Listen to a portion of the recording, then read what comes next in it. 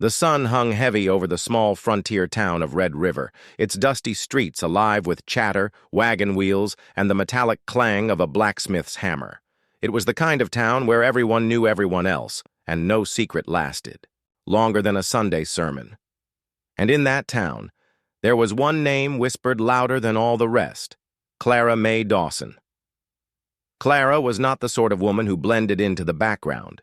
She rode horses faster than most men dared, handled a rifle with a steady hand, and had a tongue sharp enough to slice through a man's pride. With long auburn hair that seemed to glint like fire in the sun and eyes that held defiance, she carried herself like someone who needed nobody's approval. Her skirts were often dusty from riding out on the plains, her boots scuffed, her hat tilted at a bold angle, and though many admired her beauty from afar, few had the courage to step closer. "Too wild," the storekeeper muttered whenever Clara strode through his shop, her stride confident, her head high. "Too mouthy," whispered the preacher's wife, shaking her head as Clara argued with men twice her size over the price of cattle feed. "Too untamable for marriage," sighed mothers, pulling their sons back before they could even think of admiring her. The label stuck to her like a brand, one she wore outwardly with pride, but inwardly it gnawed at her. Her reputation had not been earned overnight.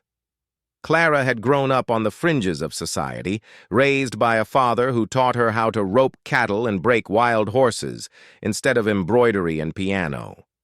After he passed, she kept the ranch going herself, driving cattle, trading in town, and defending what little she had with both fists and a shotgun if needed.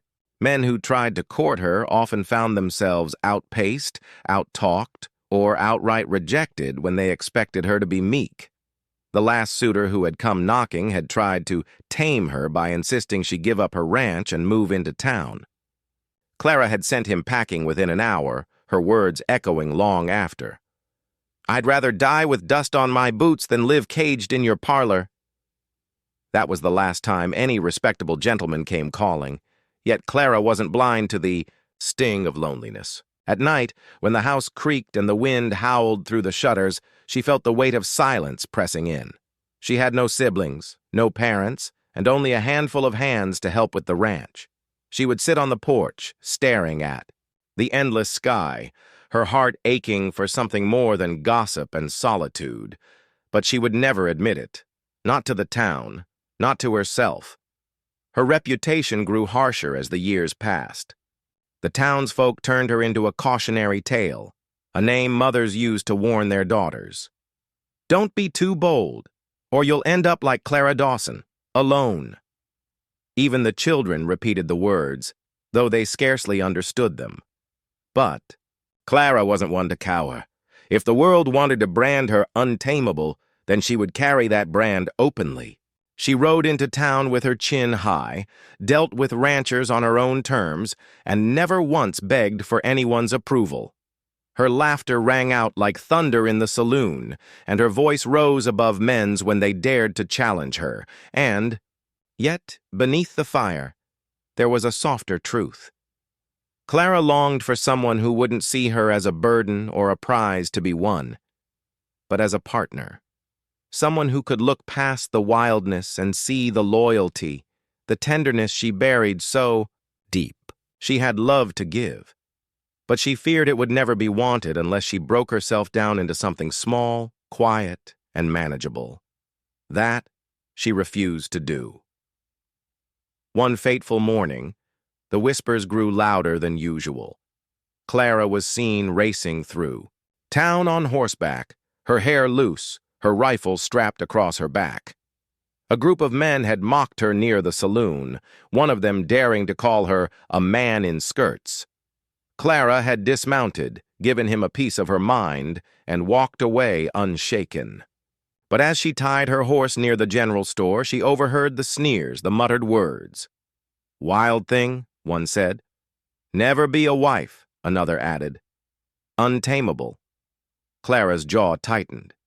She ignored them, but the words followed, her like shadows. She pushed through the swinging doors of the store, her eyes flashing, her presence commanding silence. That was when fate intervened. From the far end of the street, a stranger rode into town, a tall figure on a chestnut stallion, his wide-brimmed hat shadowing a face both rugged and refined. He was unlike anyone Clara had ever seen, self-assured, calm, and quietly observing as if nothing escaped his notice. His clothes spoke of wealth, his horse of power, and his manner of someone who bowed to no one's judgment. Clara didn't know it then, but the man's arrival would turn her world upside down. The untamable woman, branded by whispers and rejections, was about to meet the one person who wouldn't flinch at her fire. The days that followed Clara's encounter in town only deepened the sting of her reputation. Red River was not a place where people easily forgot. By the time the sun had set that evening, her sharp words to the men at the saloon had been told, retold, and exaggerated, until even the preacher's wife declared it a scandal. It was not. The first time Clara found herself the subject of wagging tongues.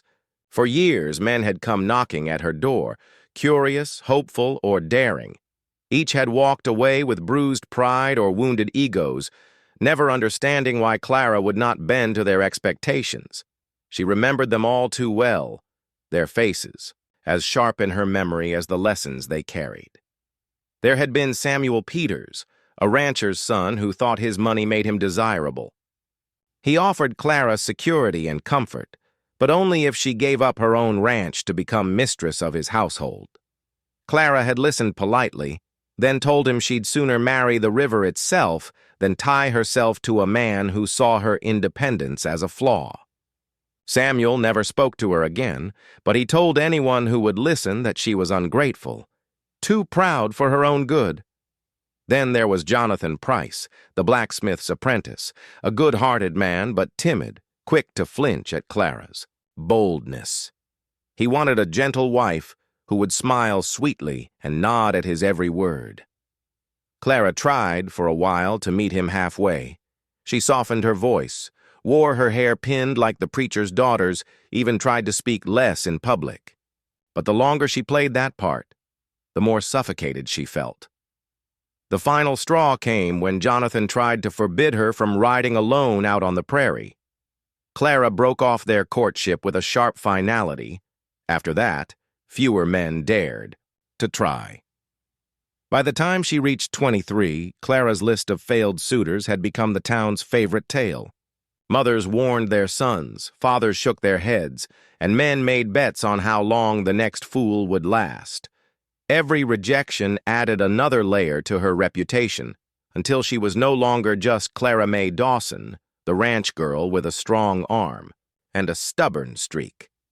She became a legend, the untamable one. And though Clara laughed when people used the word, inside, the truth weighed heavier with each passing year. She remembered one evening in particular. It was a harvest dance, the town square lit with lanterns and filled with music. Clara had worn her best dress, a pale blue gown that had once belonged to her mother. For a moment, she had allowed herself to hope that someone might look, past the rumors and see her as a woman worth holding. But the men danced with others. When she stood by the punch bowl smiling, no one approached. The mothers kept their sons occupied, whispering warnings in their ears. Clara had spent the evening, alone, watching couples twirl while the ache in her chest grew deeper. She had ridden home under the stars, her dress torn slightly where it caught on her stirrup, her pride masking the tears that threatened to fall. From then on, she rarely attended town gatherings. Why invite more pain when she could stay on her ranch, where no one judged her but the cattle and the open sky? Still, she could not shut out the loneliness entirely. There were nights when the ranch felt too large, too empty. Nights when she dreamed of a hand to hold, a voice to share laughter, with a family to call her own. Yet whenever she thought of bending herself into what the town wanted, a docile wife, a silent woman, she recoiled. That wasn't her. It would never be her. The rejection stung not because she longed for their approval, but because it made her question if love was even possible for someone like her. Could there truly be a man who would not only accept her fire, but cherish it? As she sat on her porch one evening, the fading light painting the sky in hues of gold and purple, Clara tried to silence the questions. She sipped her coffee, her eyes scanning the horizon. The wind carried the distant sounds of town, laughter, music, life she was not part of. She hugged her shawl tighter around her shoulders, telling herself she didn't care. But she did. Deep down, she always did. And though she didn't yet know it, fate was already at work. For far from Red River, a cowboy with a ranch larger than the eye could see was saddling his horse, his path destined to cross hers. Unlike the others, he would not come seeking to tame her. He would come seeking something else entirely, something even Clara couldn't yet name. The town of Red River was used to strangers passing through, drifters looking for work, traders selling their wares, soldiers heading back east after their service. Most came and went without leaving much of a mark. But when Wyatt Callahan rode into town, everything changed. Wyatt wasn't a man easily overlooked. He sat tall in the saddle of a deep chestnut stallion, his posture relaxed but commanding, the brim of his black hat casting a shadow over piercing blue eyes. His coat was dusted from the trail, but the quality of the fabric spoke of wealth. His boots were polished, his saddle custom-made, and his horse, muscular, sleek, worth more than some men's homes, turned heads immediately. The town whispered his name quickly enough. Wyatt Callahan, son of one of the wealthiest ranching families in Texas. Rumor said he had doubled his father's holdings in just a few years, turning barren land into fertile pastures. Some claimed he'd struck oil, others that he made shrewd cattle trades. Whatever the truth, his reputation as a man of means and determination preceded him.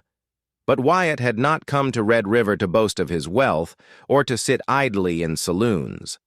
He came with a purpose. The Callahan Ranch stretched farther than the horizon, acres upon acres of cattle, horses, and wheat fields. With that much land came the need for loyal hands and someone with the grit to manage the chaos. Wyatt had tried, hiring men with polished resumes and town-born skills, but too many failed under pressure. What he needed was someone with fire, someone who could look a storm in the eye and not blink. So he rode into Red River with that goal in mind. The townsfolk watched him with a mixture of curiosity and envy. Mothers speculated about his fortune. Daughters giggled behind fans, and men wondered if his presence meant new opportunity or stiff competition. Some even dared to imagine he might be looking for a wife. But Wyatt's sharp, calculating gaze told another story. He wasn't here to court favor. He was here on business. Clara Mae Dawson noticed him the moment he dismounted outside the general store. She wasn't looking for him. Truth be told, she was trying to ignore the gossip that had followed her since the saloon incident, but the man was impossible to miss. He tied his stallion with calm efficiency, moved with the confidence of someone who had never once doubted himself, and walked into the store like he owned the ground he stood on. Clara stiffened. Men like him, rich, powerful, sure of themselves, rarely gave her kind more than a glance, unless it was to make a judgment. She told herself to look away, to mind her business, but curiosity tugged at her. Inside, Wyatt spoke with the storekeeper, his voice deep but even, carrying the weight of authority without raising in volume. Clara caught fragments of his words, supplies, contracts, land, and realized he was not just passing through. He was planning something. The storekeeper's wife, who barely tolerated Clara's presence, nearly tripped over herself to serve Wyatt. Clara smirked at the display, rolling her eyes, but her amusement didn't last long. When Wyatt turned, his gaze fell directly on her. For a heartbeat, Clara felt exposed, as though he could see right through the walls she'd built around herself. She lifted her chin, refusing to look away. If he was another man ready to mock her, she'd meet him with fire, but Wyatt didn't smirk or sneer. He studied her with quiet curiosity, the corner of his mouth tilting almost imperceptibly, as if he were impressed by the defiance in her stance. The silence stretched until Clara broke it. "You staring at something, Cowboy?" Her tone was sharp, defensive. Wyatt's reply was simple, his voice calm. "Just wondering if Red River has anyone who can ride harder than the rumors say." It was not the insult she expected, nor the dismissal she'd grown used to. Instead, it was almost a challenge. Word spread quickly after that encounter. Wyatt Callahan was no ordinary stranger. He wasn't afraid of Clara Mae Dawson's reputation. In fact, he seemed intrigued, while others warned him, "She's trouble, Wyatt. Untamable. Wild as a Mustang." He listened with quiet patience, his eyes always drifting toward the edge of town where her ranch stood. Clara, for her part, told herself she didn't care. She didn't need another man with smooth words and a fat purse thinking he could tame her. And yet she couldn't shake the way his eyes had met hers. Not with pity, not with ridicule, but with something else entirely. Something told her that Wyatt Callahan hadn't come to Red River just to do business. He had come to find someone. And whether she liked it or not, Clara's fire had already caught his attention. The morning after Wyatt Callahan's arrival, Red River was abuzz with talk. Some claimed he was looking to buy out smaller ranchers. Others whispered that he was scouting for a wife among the town's eligible ladies. Clara Mae Dawson tried to ignore it all, but she couldn't forget the way his eyes had lingered on her the day before. Clara had work to do, and gossip didn't mend fences or feed cattle. She rose before dawn, saddled her mare, and rode out to check the herd.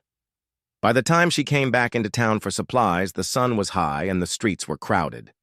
She dismounted near the saloon, tying her mare to the post, when she heard it. The sharp bark of laughter, followed by her name spoken in a mocking tone.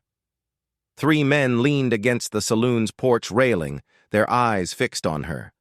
They were ranch hands, men who'd been turned away by her sharp tongue or her refusal to dance to their tune.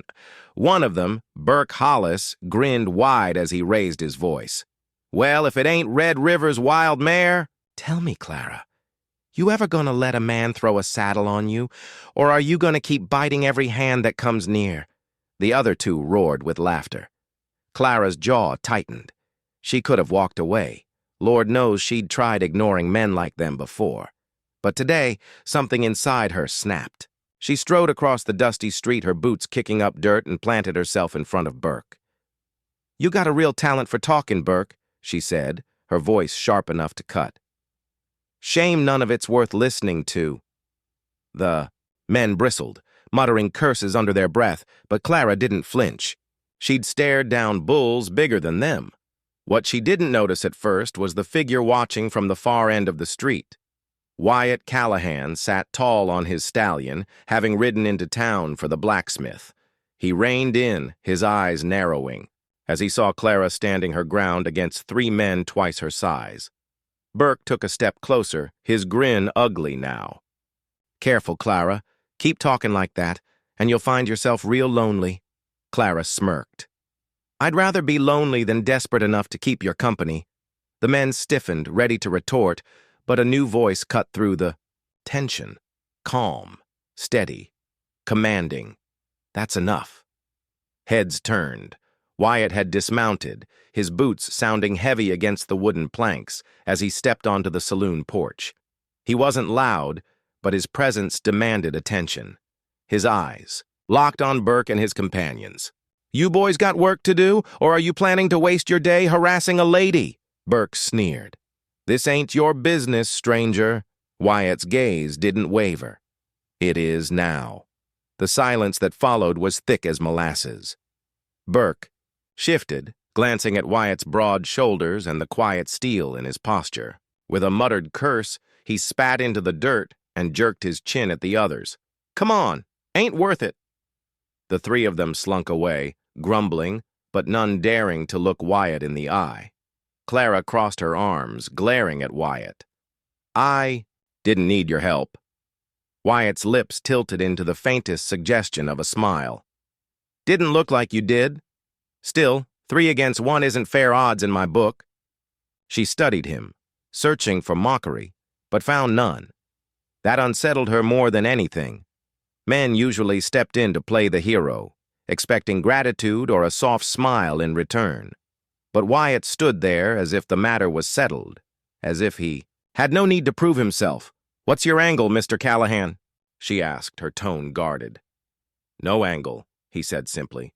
"Just don't like watching cowards bark at someone braver than they'll ever be." For a moment, Clara didn't know what to say. Compliments weren't something she heard often, at least not ones without strings attached. She shifted, tugging at her gloves, then nodded curtly. "Well, thanks, I suppose." Wyatt tipped his hat. "Any time, Miss Dawson." As he turned to go, Clara felt a flicker of something she hadn't felt in a long time. Curiosity, maybe even respect. She tried to shake it off, reminding herself he was just another rich man passing through. But deep down, she knew better. The first meeting between Clara Mae Dawson and Wyatt Callahan wasn't just a chance encounter. It was a spark, the kind that could light a fire neither of them expected. Wyatt Callahan didn't waste much time after that first encounter. He had come to Red River with a purpose, and the more he learned about Clara Mae Dawson, the more he suspected she might be the answer to his problem. She was tough, sharp-minded, and carried herself like someone who knew how to shoulder burdens heavier than most men could handle. That was the kind of grit he needed on his ranch. But convincing Clara was another matter entirely. It started when Wyatt rode out to her ranch. The following week, Clara was in the corral, breaking in a spirited gray Mustang that had sent 3 ranch hands tumbling to the dirt.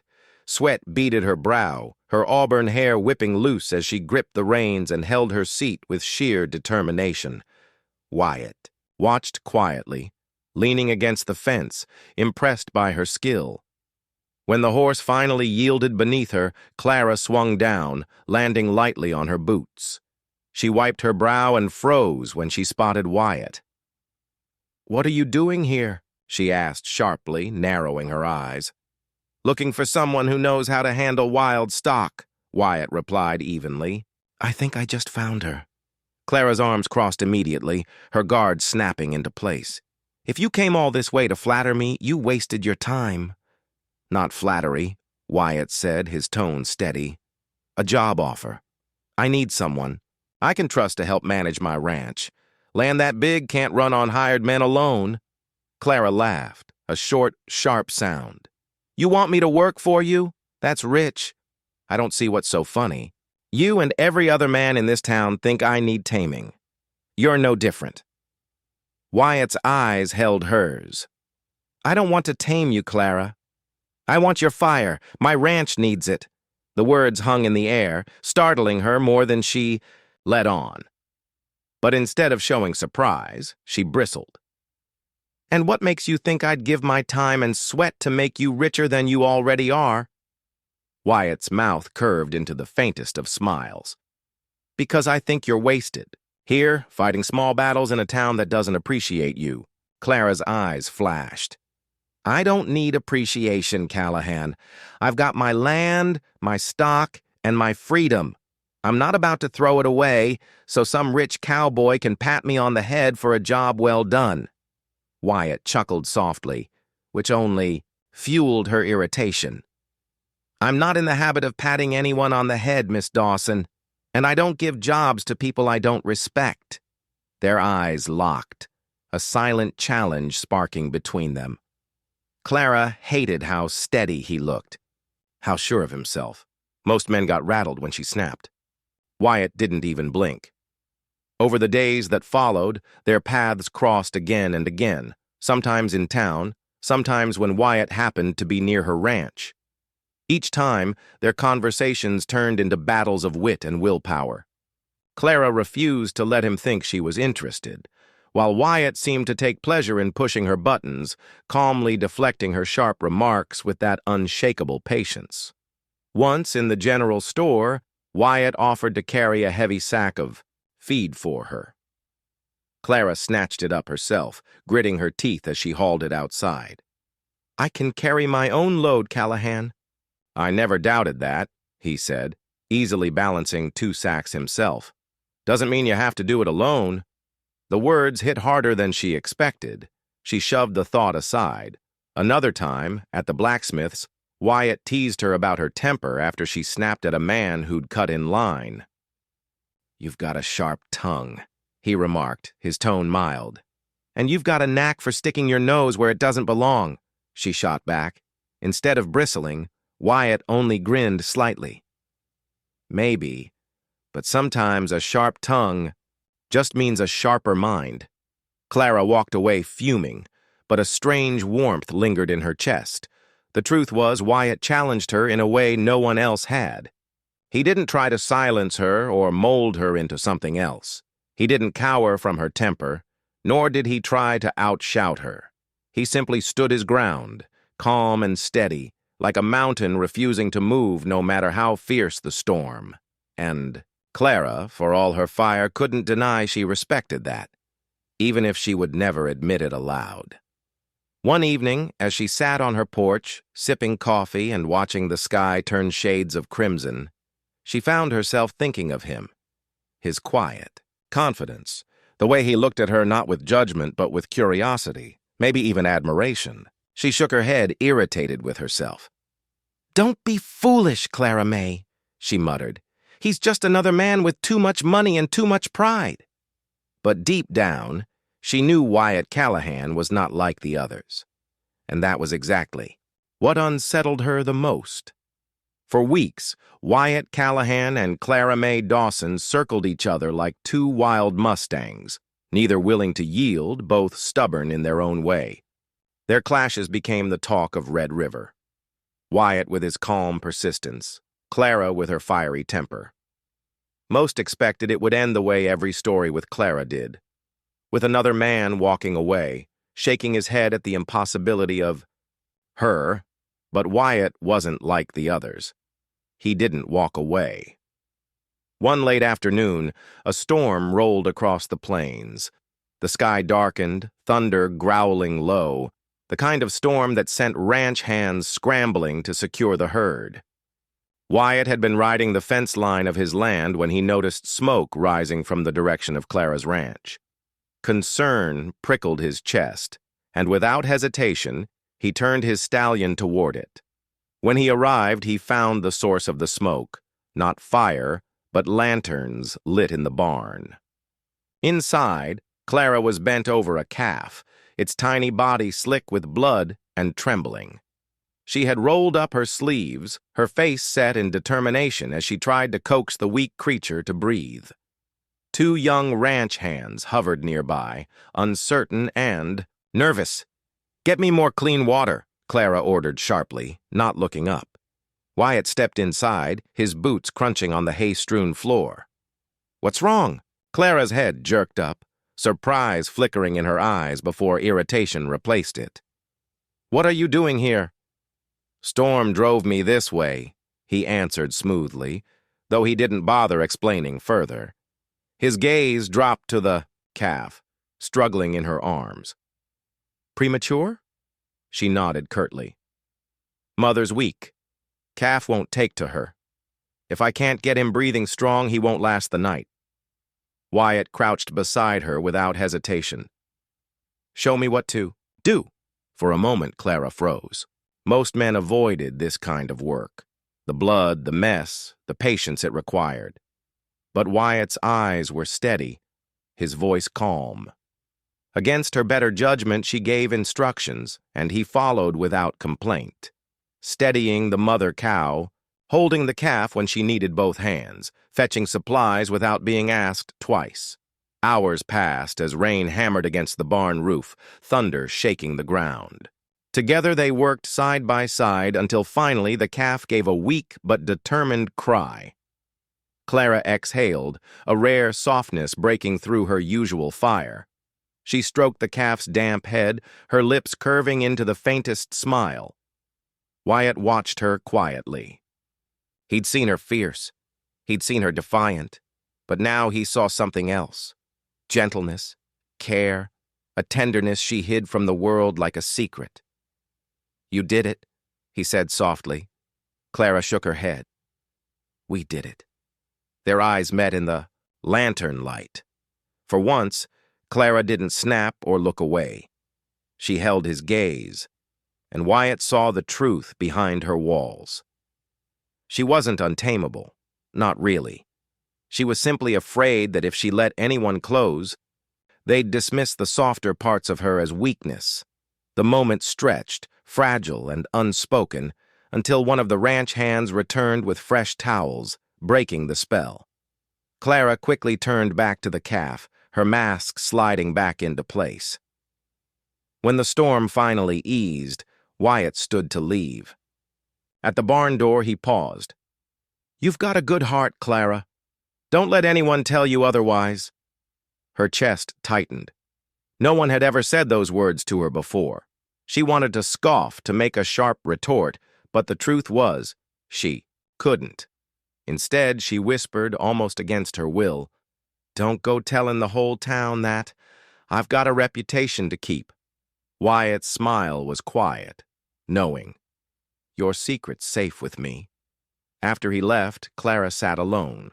In the barn, the calf nestled against its mother, her thoughts restless. Wyatt Callahan had seen a part of her she guarded fiercely, and for reasons she couldn't explain, she didn't hate it. In fact, part of her wanted him to see more. But wanting was dangerous. Wanting meant opening herself to hurt. Clara Mae Dawson had survived too many rejections, too much loneliness, to risk her heart on a man she barely knew, even one who looked at her like Wyatt did. Still, as the thunder faded into the distance and the first stars pierced through the clouds, she couldn't silence the warmth that lingered inside her. For the first time in a long while, she felt something other than anger or defiance. By the time the storm passed and the calf survived, Clara Mae Dawson thought she might finally have some peace. For the first time in years, she had shared a moment with a man who hadn't mocked her, judged her, or tried to tame her. Wyatt Callahan had seen her at her most vulnerable and hadn't used it against her. If anything, he respected her more for it. But Red River was not kind to Clara, and it certainly wasn't kind to rumors. The very next week, whispers spread faster than wildfire on dry grass. Town gossips claimed Clara had spent the storm alone in a barn with Wyatt Callahan. Some embellished the story until it sounded downright scandalous. By the time the tale reached the preacher's wife, Clara was branded even worse than before, not just untamable but shameless. At first, Clara ignored it. She had weathered gossip before, and words never broke her bones. But this time, the whispers cut deeper, because they didn't just hurt her. They put Wyatt's reputation at risk, too. And though he never mentioned it, she saw the way townsfolk looked at him differently when he walked into the saloon or the store. "Doesn't bother me," Wyatt told her one evening when she confronted him about it. He was leaning casually against the corral fence, the setting sun painting his face in warm gold. "It should," Clara snapped. "You're a rich man, Wyatt Callahan.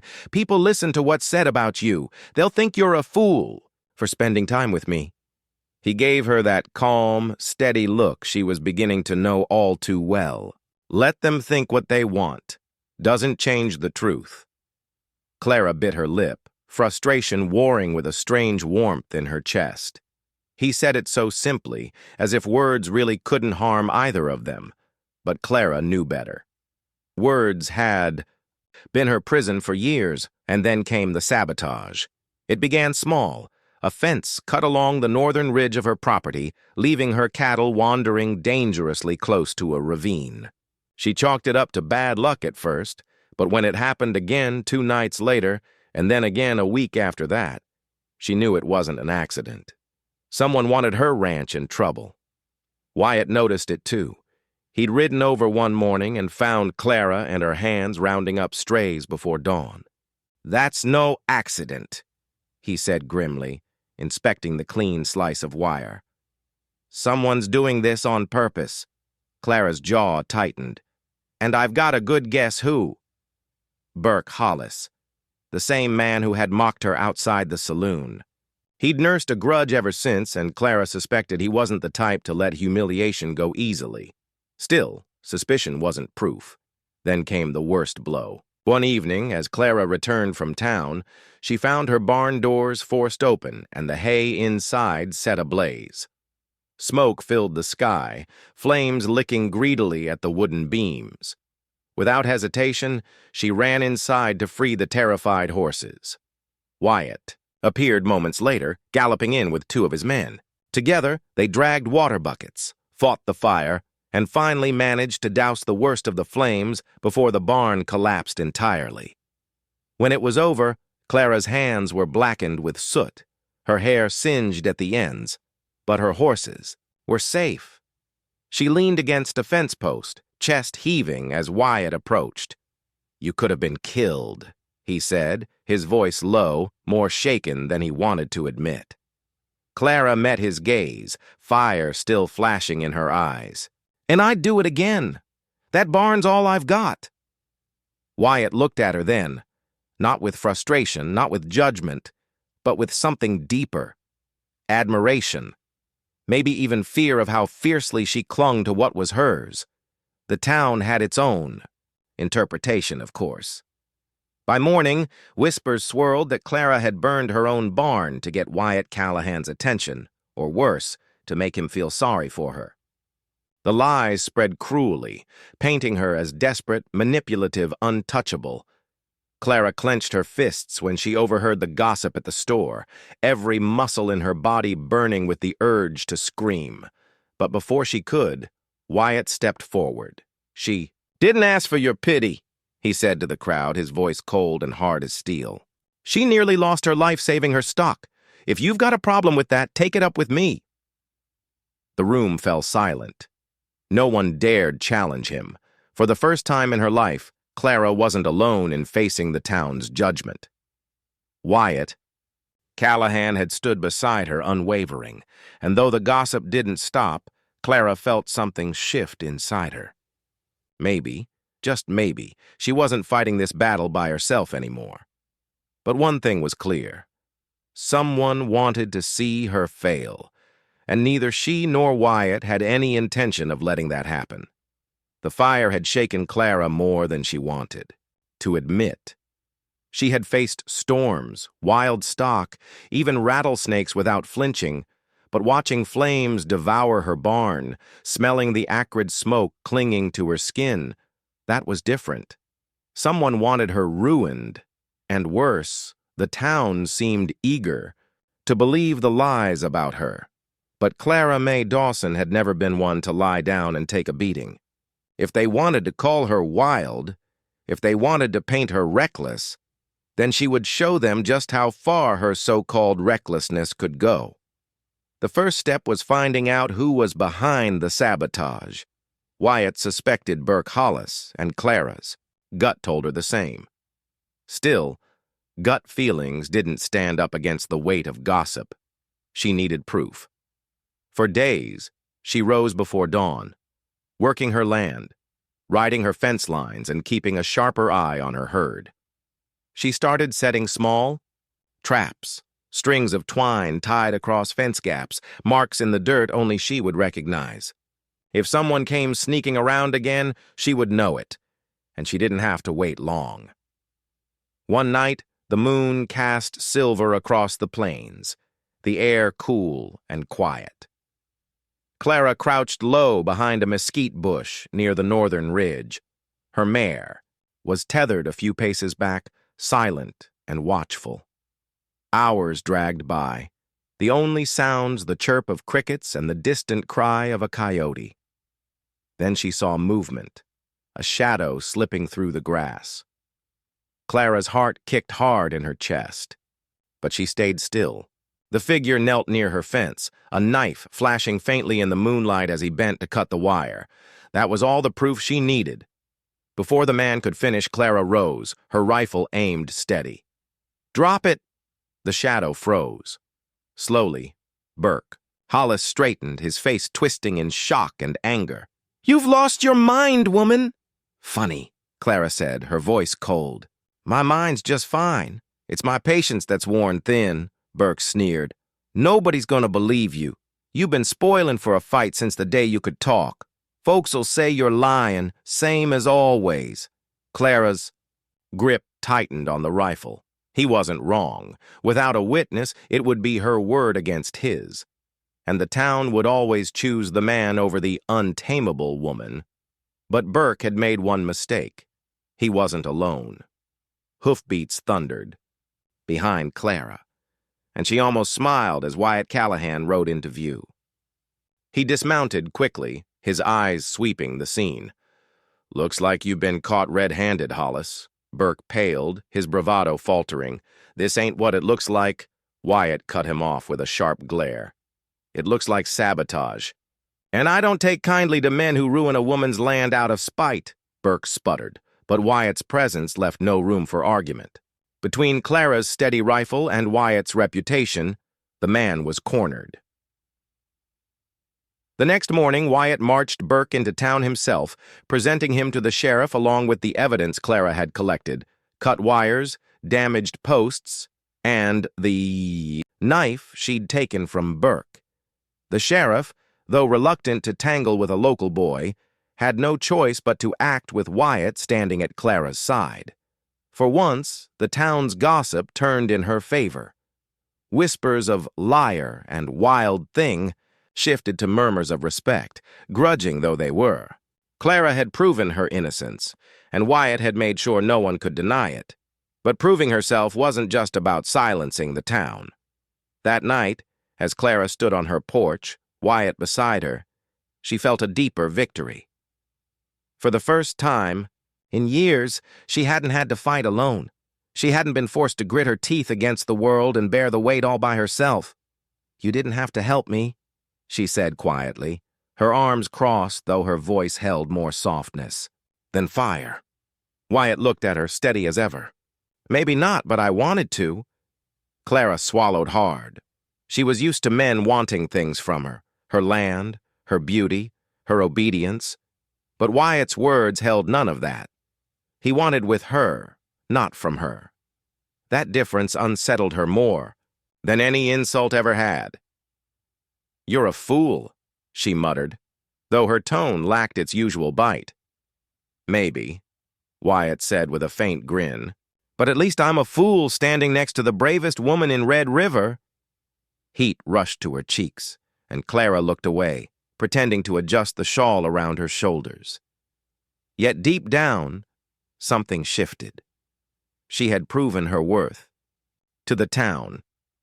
But more importantly, she had proven something to herself. She was not untamable because she was wild. She was untamable because she refused to be less than she was meant to be. And for the first time, Clara wondered if maybe, just maybe, there was someone willing to ride beside her instead of trying to break her spirit. The scandal with Burke Hollis shifted the winds in Red River. Clara Mae Dawson was no longer whispered about as the town's wild problem. For once, folks eyed her with something close to respect, even if grudging. She had defended her land, caught a saboteur, and stood tall while others would have buckled. But for Clara, the respect of the town didn't matter nearly as much as the way Wyatt Callahan had looked at her through it all. Not with pity, not with judgment, with something steady, something fierce. She couldn't stop thinking about it. Every time she closed her eyes, she saw his gaze in the firelight of her burned barn, or felt the weight of his words on her porch. Wyatt was a man unlike any other she'd known. And that scared her more than any enemy, any gossip, or any fire. Because for the first time in her life, Clara wasn't afraid of being hated. She was afraid of being loved. It came to a head one evening when the summer air hung heavy with heat and cicadas hummed in the trees. Clara had just finished repairing part of her corral when she saw Wyatt approaching on horseback. He dismounted, with that calm, deliberate air of his, and walked toward her, hat in hand. She crossed her arms, feigning annoyance to cover the storm in her chest. "You're making a habit of dropping by uninvited," she said. "Maybe I like the view," Wyatt replied easily, glancing around her land before letting his eyes settle. Back on her. "And I don't just mean the ranch." Clara's stomach flipped, but she kept her chin high. "Flattery won't get you anywhere with me." "I'm not flattering," he said, stepping closer. "I'm telling the truth." The silence between them stretched, filled with the sound of the wind rustling the grass. Clara's pulse quickened. She could feel the heat of him standing near, the sincerity radiating from him, and for once she didn't know what to say. Finally, Wyatt broke the stillness. "Clara, I didn't come here to talk about fences or cattle. I came to talk about you, about us." Her heart thudded painfully. "There is no us, Callahan. You're a rich man with a name that carries weight. I'm the woman this town branded Untamable. We're from two different worlds." "Maybe so," Wyatt admitted. "But I've seen who you are. Not the wild spitfire the town calls you. The woman who fights for every inch of land she owns. The woman who runs into a burning barn to save her horses. The woman who—" His voice softened. "The woman who's got more courage than any man I've met." Clara's throat tightened. No one had ever spoken to her that way. No one had ever seen her that way. "You don't know what you're saying," she whispered, though her voice trembled. "I know exactly what I'm saying." He reached for her hand, slow, giving her every chance to pull away. "I'm saying I love you, Clara Mae Dawson." The words struck her like lightning. Her instinct was to jerk back, to laugh it off, to protect herself with sharpness. But she couldn't move. She stood frozen, his hand warm against hers, her heart a wild, galloping thing. You can't love me?" she finally managed. "I'm not the kind of woman men love. I'm the kind they leave." Wyatt's grip tightened gently, his eyes never wavering. "Then those men were blind, because I see you, Clara, all of you, and I'm not going anywhere." Her chest ached with the weight of it. 1,000 rejections echoed in her memory. The sting of laughter, the loneliness of watching couples pass her by while she carried her burdens alone. To believe Wyatt meant those words was to risk everything. And yet, when she looked into his eyes, she saw no mockery, no hesitation, only truth. Tears burned her eyes before she could stop them. She turned her face away, ashamed of her own weakness. "Don't say things you'll regret." Wyatt lifted her chin gently, forcing her to meet his gaze. "The only thing I'd regret is not saying them." The dam inside her broke. With a choked breath, Clara stepped into him, her forehead resting against his chest. For the first time, she let herself lean on someone else, even if just for a moment. "I don't know how to be loved," she admitted in a whisper. "Then let me show you," Wyatt murmured, his arms wrapping around her with a tenderness that undid her, and for the first time in her life, Clara Mae Dawson didn't feel untamable. She felt free. That night, as the stars spread across the Texas sky, a new chapter began. One not defined by the town's gossip or by Clara's stubborn defenses, one defined by the raw, unyielding truth of two hearts colliding. For Clara, it was terrifying. For Wyatt, it was simple. Love had found its way, no matter how wild the road. In the weeks following Wyatt's confession, Clara Mae Dawson felt like she was walking in two worlds. In one, she was still the woman the town called untamable, still the subject of whispers when she entered the mercantile or passed the church steps. But in the other, the world Wyatt had opened, she was something different. She was a woman, wanted, seen, cherished. It was disorienting. She had lived so long with her fists up, ready to fight anyone who dared look at her sideways. Now, when Wyatt walked beside her, heads turned not with mockery but with a strange new respect. And for the first time in her life, Clara wasn't sure whether to keep bracing for the next blow or to start believing that maybe, just maybe, she'd found a place to rest. Wyatt didn't press her. He gave her space, showing up when she needed help, fading back when she needed air. But his presence was constant, like the steady beat of a drum in the distance. Whether it was mending a barn wall, sharing coffee on her porch before dawn, or riding fence lines at her side, he was there. And slowly, Clara found herself softening. One evening, as the sun dipped low over the plains, painting the sky in fiery streaks of orange and rose, Clara and Wyatt sat on her porch steps. The cattle lowed in the distance, crickets already tuning their night song.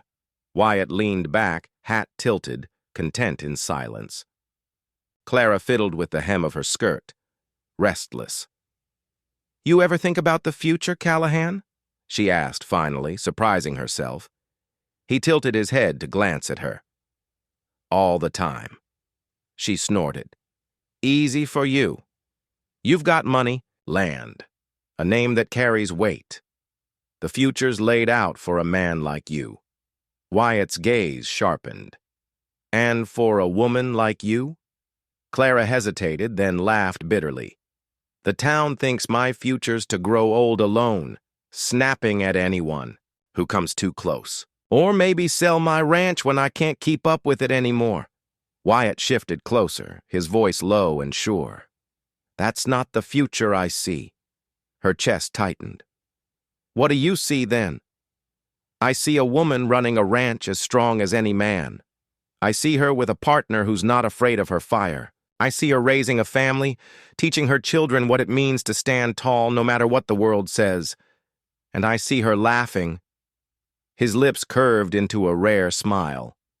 "Because she finally let herself." Clara swallowed hard, her throat tight. "That's a nice picture, but it sounds like a dream."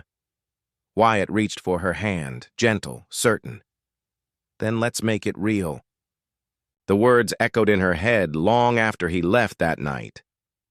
Let's make it real. For days, Clara wrestled with herself. Fear gnawed at her ribs. Could she truly let someone in? Could she risk needing someone after a lifetime of depending only on herself? The answer came in an unexpected moment. A week later, the town gathered for the annual harvest dance.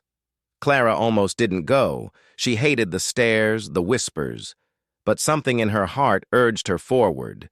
She arrived in a plain dress, hair braided simply, telling herself she would only stay an hour. But when she entered the lantern-lit hall, the music humming and laughter spilling out, the room went still, not with judgment this time, but with curiosity. And at the far end of the hall stood Wyatt Callahan, tall and sure, his eyes lighting up the moment they found her. He crossed the room without hesitation, ignoring the murmurs. Holding out his hand, he said simply, "Dance with me, Clara May." Her heart thudded painfully. Dozens of eyes were on her, waiting, judging. For a split second, the old Clara wanted to refuse, to spit fire and retreat. But then she remembered Wyatt's words.